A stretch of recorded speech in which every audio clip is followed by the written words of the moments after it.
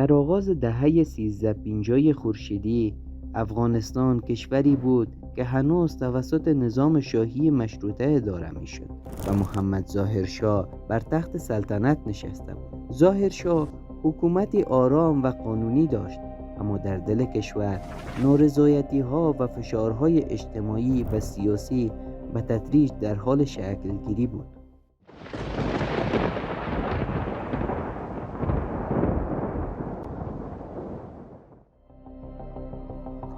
در این زمان محمد داودخان پسر خانواده بارکزی، افسر ارتش و سیاستمدار با تجربه و ملیگرا احساس می‌کرد که افغانستان نیازمند یک تحول جدی است. او سالها در ارتش خدمت کرده بود، با سیاست و قدرت در کاخهای سلطنتی آشنا بود و می‌دانست که ساختار قدرت سلطنتی بدون اصلاح واقعی کشور را به بحران خواهد کشانید. محمد داودخان به شدت نگران نفوذ سیاسی برخی اطرافیان شاه و محدودیت‌های حکومت بود.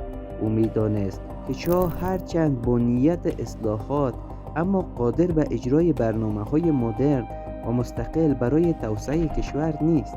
داودخان به این نتیجه رسید که تغییر حکومت بدون خشونت و با برنامه‌ریزی دقیق ممکن است. داودخان به آرامی و با دقت شبکه‌ای از افسران ارتش و متحدان سیاسی تشکیل داد.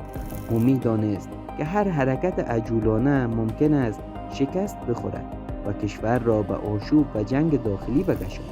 داودخان جلسه مخفیانه با افسران وفادار خود برگزار می‌کرد. آنها توافق کردند که کودتا باید سریع و بدون خونریزی گسترده انجام شود و هدف اصلی خلع افسران و متحدان شاه و انتقال قدرت به جمهوری باشد. او همچنین با برخی از نخبگان سیاسی و اقتصادی صحبت کرد تا حمایت نسبی مردم و ارتش از حرکت او تضمین شود. برنامه کودتا به گونه‌ای طراحی شد که کاخ سلطنتی به سرعت تحت کنترل قرار گرفت. شب کودتا فرا رسید. داودخان همراه با افسران خود در سکوت شب حرکت کردند. ارتش وفادار به او نقاط کلیدی شهر و مسیرهای ورودی به کاخ را کنترل کردند. در همان لحظات محمد داودخان با آرامش وارد کاخ سلطنتی شد. محمد ظاهرشاه که از نیت داودخان آگاه نبود، در خارج از کشور برای معالجه رفت. ابتدا شوکه شد، اما کودتا به گونه‌ای طراحی شده بود که شاه هیچ مقاومت جدی نکند. داودخان به او اطمینان داد که هدف تغییر نظام و حفظ امنیت کشور است، نه آسیب رساندن. پس از ورود به کاخ و تسلط کامل بر نقاط کلیدی، داودخان و تیمش اقدامات زیر را انجام دادند.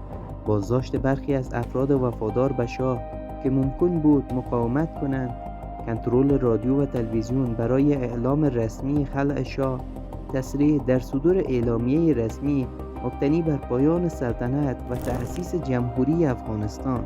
صبح روز بعد مردم کابل شاهد خبری بزرگ بودند. محمد داودخان رئیس جمهوری افغانستان شد و سلطنت ظاهرشاه پایان یافت. کودتای سال 1352 ویژگی‌های کودتای داودخان. این کودتا به چند دلیل در تاریخ افغانستان متمایز شد. کمترین خشونت. برخلاف بسیاری کودتاهای تاریخ، داودخان توانست بدون جنگ و خونریزی گسترده قدرت را تصاحب کند. برنامه‌ریزی دقیق و استفاده از ارتش وفادار. او شبکه‌ای از افسران کلیدی ارتش داشت که حرکت او را پشتیبانی کرد. هدف ملی و اصلاحی. داودخان می‌خواست کشور را از محدودیت‌های سلطنتی آزاد کرده و مسیر اصلاحی و توسعه را آغاز کند.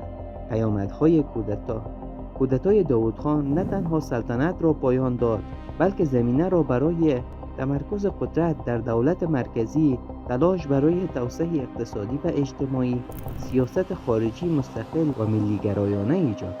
اما در همان زمان برخی گروه‌ها و نخبگان سیاسی مخالف تمرکز قدرت او بودند و این زمینه‌ای شد برای چالش‌ها و بحران‌های بعدی حکومت داودخان. کودتای محمد داودخان علیه ظاهرشاه یکی از مهمترین و کم خشونت‌ترین کودتاهای تاریخ افغانستان بود. داودخان با برنامه‌ریزی دقیق، شجاعت و استفاده از شبکه‌های وفادار ارتش توانست سلطنتی که قرنها در افغانستان برقرار بود را پایان دهد و مسیر جمهوری و اصلاحات ملی را آغاز کند.